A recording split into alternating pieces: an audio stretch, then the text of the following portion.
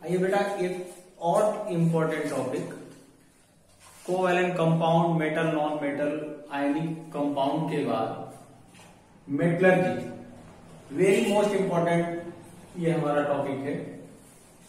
CBSE board में ये topic थोड़ा सा शॉर्ट में है, बट आईसीएसई बोर्ड में ये टॉपिक बहुत ज्यादा है, डिटेल बहुत सारी है।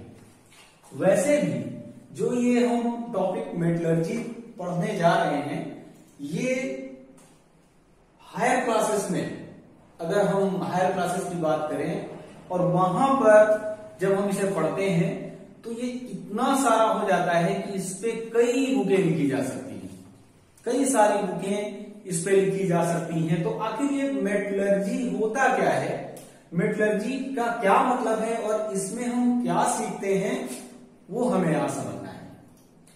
स्टेप बाय स्टेप थोड़ा थोड़ा करके हम चीजों को समझेंगे तो आई होप आप लोगों को अच्छे से समझ में आएगा। हड़बड़ी जल्दबाजी नहीं करनी है, भले ही थोड़ा ज्यादा समय तक हमें इस वीडियो को देखना पड़े, बट आराम से समझना है, समझ में आएगा, मजा आएगा, बहुत इंपॉर्टेंट है और अच्छे मार्क्स एग्जाम में इस चैप्टर से आपको मिलने वाले हैं। तो शुरू करते हैं मेटलर्जी। हाँ, extraction of metal, extraction of metal हम इसमें यानी कैसे मेटल एक्सट्रैक्ट होता है वो सीखने जा रहे हैं। कैसे मेटल एक्सट्रैक्ट होता है वो हम सीखने जा रहे हैं।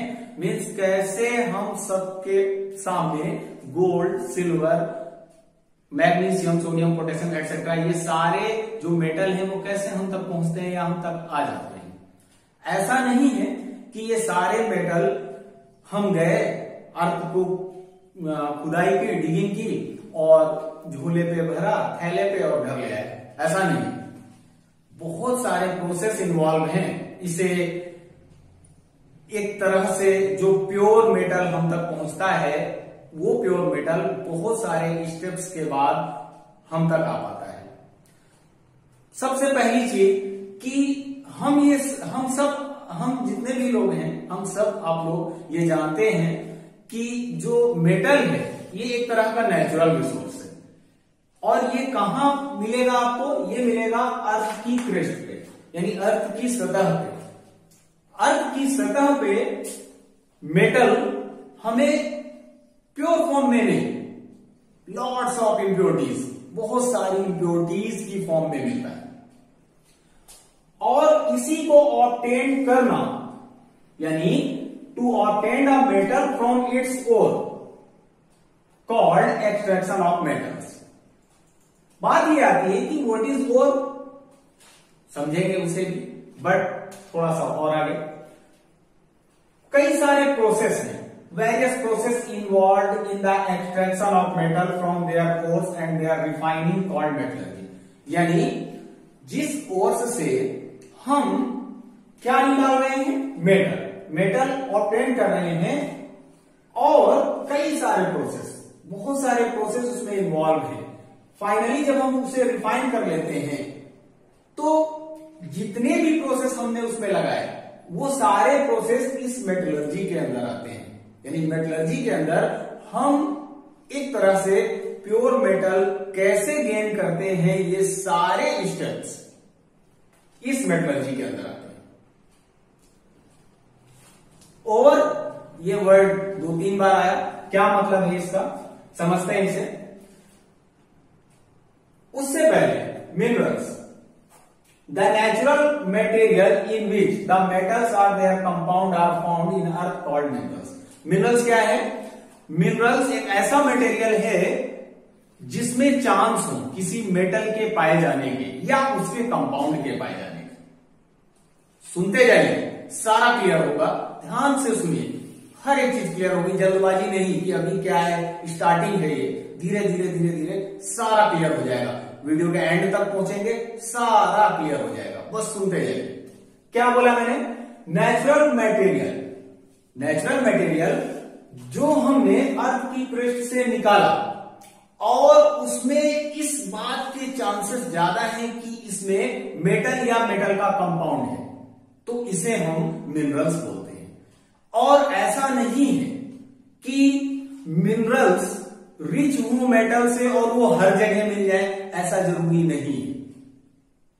ऐसा भी जरूरी नहीं है कि कुछ जगह पर हमें मिनरल्स मिला, उसमें बहुत कम मेटेलिक पार्ट है या मेटेलिक कंपाउंड है, कुछ जगह पे हमें मिला उसमें ज्यादा है, यस हो सकता है बिल्कुल।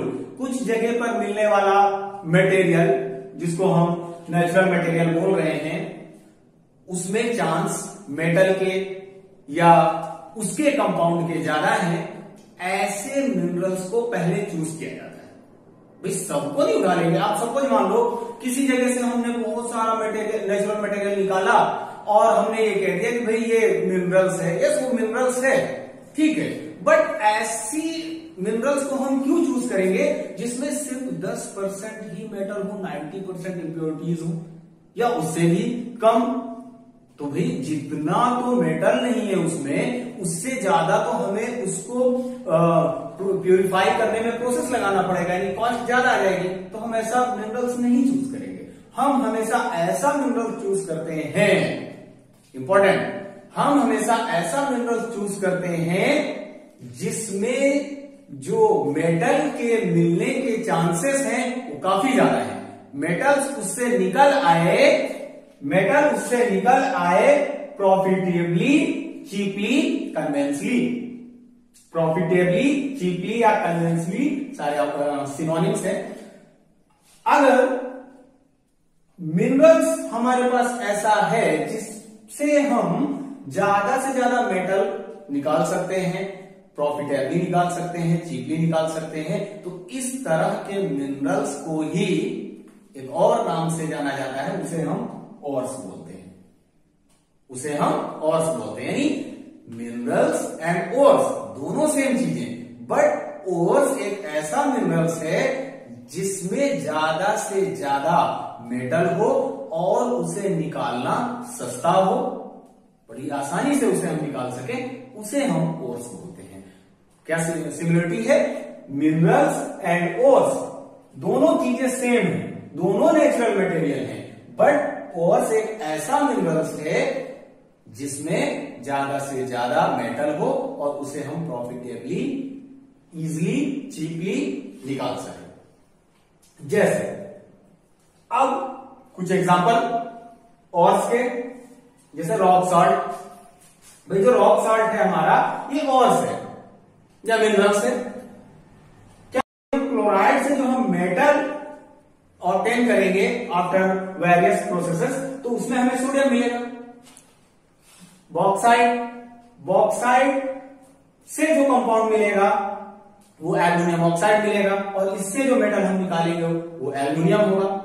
ऐसे ही हर एक मेटल के ऑर्स होते हैं, हर एक मेटल के ऑर्स होते हैं, और उनसे हम फाइंड आउट करते हैं मेटल। बात यह आती है कि हर एक मेटल के ऑर्स होते हैं, जी नहीं, कुछ जगह पर ऐसा भी होता है। आपने मेटल नॉन मेटल ही चैप्टर का ये टॉपिक है, तो उसमें आपने एक जगह रिएक्टिव की सीरीज पढ़ी होगी, वहां पर आपने पढ़ा होगा कि कुछ मेटल मोस्ट रिएक्टिव हैं, कुछ मीडियम है, कुछ लीस्ट रिएक्टिव हैं। तो जो ये लीस्ट रिएक्टिव मेटल है बेटा, वो मेटल हमारे फ्री स्टेट में पाए जाते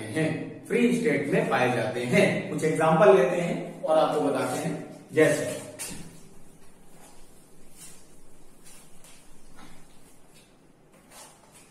जैसे Au हो गया, what is Au? Gold, silver हो गया, प्लैटिनम हो गया, और आपका Hg, बट इसे हटा दीजिए आप। ये सब फ्री स्टेट में है, बट इसके बाद जो मीडियम रिएक्टिव हैं या हाईली रिएक्टिव हैं, ये सारे के सारे कंबाइंड स्टेट में, यानी कंपाउंड की फॉर्म में पाए जाएंगे। तो जब वो कंपाउंड की फॉर्म में पाए जाएंगे तो उनको प्यूरिफाई करने में बहुत सारे हमें स्टेप लगाने होंगे, और वो वेरियस स्टेप्स जो हम लगाते हैं वो मेट्रोलॉजी कहलाता है। अब बात ये आती है कि हम कौन कौन से स्टेप एक ओर्स से मेटल निकालने के लिए कौन कौन से स्टेप फॉलो करते हैं वो स्टेप हमें समझना है। पर उससे पहले एक और छोटी सी चीज, क्योंकि ये डेफिनेशन मिनरल्स, ओर्स, गैंग ये सब आपको पता होना चाहिए, तो गैंग की बात करते हैं, GANG इस तरीके से। गैंग ये क्या होता है? Unwanted impurities like mica, limestone, sand, rock present in ores. बेटा एक चीज बताइए, जब हम अर्थ की क्रस्ट से नेचुरल मटेरियल निकालेंगे तो वो एक पत्थर की तरह, चट्टान की तरह ही होगा और उसमें बहुत सारी इम्प्योरिटीज होंगी। और इम्प्योरिटीज कौन कौन सी हो सकती है? ये हो सकती हैं उसमें। तो ये सारी की सारी जो इम्प्योरिटीज ओर्स में है ये गैंग कहलाती हैं। ओके, स्टेप्स हैं हमारे। इन 5 स्टेप से हम ये जानेंगे कि कैसे मेटल प्यूरिफाई होकर हम आप तक पहुंचता है। हाँ, तो 5 स्टेप्स वो हमारे कौन कौन से हैं उन्हें जानते हैं। क्रशिंग और grinding, concentration, conversion of ore, reduction metal oxide, refining या प्योरिफिकेशन। ये क्या है? ये स्टेप्स हैं हमारे जिनसे हम मेटल को फाइनली प्यूरिफाई कर पाते हैं। यानी हमें ये सारे स्टेप्स यूज करने होते हैं। एक चीज और बेटा, ये जरूरत के हिसाब से ये सारे के सारे प्रोसेस काम में आते हैं। ऐसा नहीं है कि किसी भी मेटल में या हर एक तरह के मेटल में यही प्रोसेस इस्तेमाल होंगे। ये डिपेंड करता है कि मेटल की फिजिकल प्रॉपर्टीज, केमिकल प्रॉपर्टीज ये सब क्या है उस पे। कहने का ये मतलब हुआ बेटा कि इसकी जो डिटेल है, मैंने आपको वीडियो के स्टार्टिंग में ही बोला था कि मेटलर्जी को अगर हम इन डिटेल पढ़ें तो कई बुकें बन जाएंगी इसके। और आगे जैसे जैसे आप हायर क्लासेस में जाते जाएंगे वहां पर और आपको डिटेल मिलेगी। तो फिलहाल इन शॉर्ट हम बेसिक जो चीजें हैं वो जान रहे हैं, क्योंकि सीबीएसई में बेसिक ही है, ज्यादा नहीं है। तो बात करते हैं कि क्रशिंग और ग्राइंडिंग क्या है। बिल्कुल शॉर्ट में, क्रशिंग और ग्राइंडिंग है जब हम ओर्स जो हम जिसमें हमें पता है कि इसमें बहुत सारा मेटल है या प्रॉफिटेबली इससे मेटल हम निकाल सकते हैं, तो उसे हम क्रशिंग करते हैं, यानी पीसते हैं या ग्राइंड करते हैं। बड़े बड़े रोलर लगाकर हम उसे क्रश या ग्राइंड करते हैं। फिर आता है जब यहां से वो छोटे छोटे टुकड़ों में टूट जाता है तो फिर हम कंसंट्रेशन का प्रोसेस अपनाते हैं। और बेटा कंसंट्रेशन का जो प्रोसेस है उसमें मैंने जैसे अभी आपको बोला कि ये डिपेंड करता है मेटल की फिजिकल केमिकल प्रॉपर्टी पे, किस पे कौन सा प्रोसेस लगेगा। तो कंसंट्रेशन के भी 4 हैं यहाँ पर process: gravity separation, magnetic separation, fourth flotation और केमिकल मेथड। ये सारे एक में नहीं लगेंगे, ये केमिकल और फिजिकल प्रॉपर्टी के हिसाब से लगेंगे। Gravity separation, magnetic separation, fourth flotation, chemical method, ये सब क्या होते हैं ये सब आपको फिलहाल नहीं जानना है, क्योंकि ये सब आपको के सिलेबस में नहीं है। ये सब आप हायर क्लासेस में और इनके बारे में जानेंगे। फिर हम जब यहां से कंसंट्रेट कर लेते हैं, कंसंट्रेशन कर लेते हैं ओर्स का, फिर हम जाते हैं कन्वर्जन ऑफ ओर में। कन्वर्जन ऑफ ओर में क्या करते हैं? हम कन्वर्स कर देते हैं ओर को किसमें? मेटल ऑक्साइड में। ये बेटा बहुत इंपॉर्टेंट है। ये इंपॉर्टेंट इसलिए क्योंकि इतना यहां से ही आपके सिलेबस में है। मेटल ऑक्साइड में जब हम किसी ओर को कन्वर्ट कर देते हैं उसके बाद बहुत इजी हो जाता है उससे मेटल बाहर निकालना, यानी ऑक्साइड में कन्वर्स करना होता है।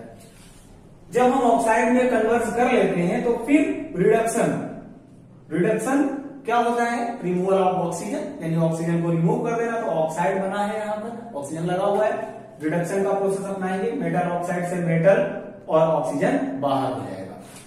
रिफाइनिंग और प्यूरिफिकेशन ये लास्ट में फाइनल, क्योंकि यहां से जो मेटल मिला है बेटा ये अभी भी प्योर नहीं है। हो सकता है 90% प्योर हो, 95% प्योर हो, बट हमें 99.9% प्योर मेटल चाहिए। तो फाइनल का जो प्रोसेस है वो रिफाइनिंग एंड प्यूरिफिकेशन का है।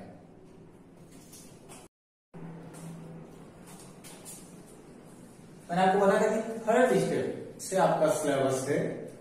कंसंट्रेशन के बाद में जो ओर्स हमें मिला था, अब हमें उसे कन्वर्ट करना है मेटल ऑक्साइड में। बेटा मेटल ऑक्साइड में जब हम कन्वर्ट करते हैं तो पहले एक चीज ध्यान में रखिए कि जो कंसंट्रेशन के प्रोसेस से हमें ओर्स मिला है वो अगर सल्फाइड का ओर्स है या कार्बोनेट का ओर्स है तब यह प्रोसेस रोस्टिंग एंड कैल्सिनेशन अपनाएंगे। रोस्टिंग किस ओर्स के लिए? सल्फाइड के ओर्स के लिए। कैल्सिनेशन कार्बोनेट, इसको आप ऐसे पहचान सकते हैं Ca क और कार्बोनेट। रोस्टिंग में S तो S सल्फाइड, और इन दोनों में डिफरेंस है कि रोज एक सिमिलरिटी भी है और एक डिफरेंस भी है। सिमिलरिटी ये है कि दोनों में एयर कॉमन है, यानी कि दोनों में एयर की रिक्वायरमेंट है, एयर दोनों में कॉमन है। कैसे कॉमन है? इसमें अगर आप ध्यान से देखें, मैंने एग्जांपल नीचे दे दिया है आपका, जिंक सल्फाइड। अगर कोई सल्फाइड का बेटा ओर्स है, सल्फाइड का ओर्स है, तो उसमें ऑक्सीजन आपको नजर आएगी? नहीं नजर आएगी। इसका क्या मतलब हुआ कि आपको ऑक्सीजन एड करना पड़ रहा है, आपको ऑक्सीजन देना पड़ रहा है। और यहां पे देखिए, अगर कोई कार्बोनेट का ओर्स है CaCO3, ये तो कैल्शियम कार्बोनेट हो गया, बट सिर्फ कार्बोनेट, तो CO3, उसमें ऑक्सीजन है? यस, बिल्कुल है। तो इसका यह मतलब हुआ कि कैल्सिनेशन एक ऐसा प्रोसेस है जहां पर हम ओर्स को एब्सेंस ऑफ ऑक्सीजन क्या करते हैं बेटा? हीट करते हैं। दोनों में हम क्या करते हैं? हीट करते हैं। डेल्टा का साइन हीट को रिप्रेजेंट करता है। यहां पर ऑक्सीजन हमें देनी पड़ रही है, तो इसका मतलब है कि ये जो प्रोसेस होगा ये प्रेजेंस ऑफ ऑक्सीजन इंपॉर्टेंट है, आता है। कैल्सिनेशन एंड रोस्टिंग डेफिनेशन अलग अलग कभी कभी आ जाती है। तो roasting means presence of oxygen. हम सल्फाइड यानी ऐसा ओर्स जो सल्फाइड हो, बेटा सल्फाइड हो, और कैल्सिनेशन में ऐसा ओर्स जो कार्बोनेट रखा हो, यानी कार्बोनेट वाला आपका ओर्स हो या compound. Calcination absence of oxygen and roasting presence of oxygen. तो क्या हुआ यहां पर? जिंक सल्फाइड, मान लेते हैं ये सल्फाइड ओर्स है, ऑक्सीजन हमने दिया। क्यों? हमें पहुंचना है ऑक्साइड में, मेटल ऑक्साइड में। ठीक है, यहां पर ऑलरेडी ऑक्सीजन है, इसलिए हमने एब्सेंस ऑफ ऑक्सीजन क्या किया? हीट किया। तो हमें क्या मिला? CaO, कैल्शियम ऑक्साइड, और जो भी कार्बन डाइऑक्साइड वगैरह बाहर निकल गई। अब क्या है कि हमें ऑक्साइड मिल चुके हैं, मेटल ऑक्साइड मिल चुके हैं। अब अगर हमें मेटल ऑक्साइड मिल चुके हैं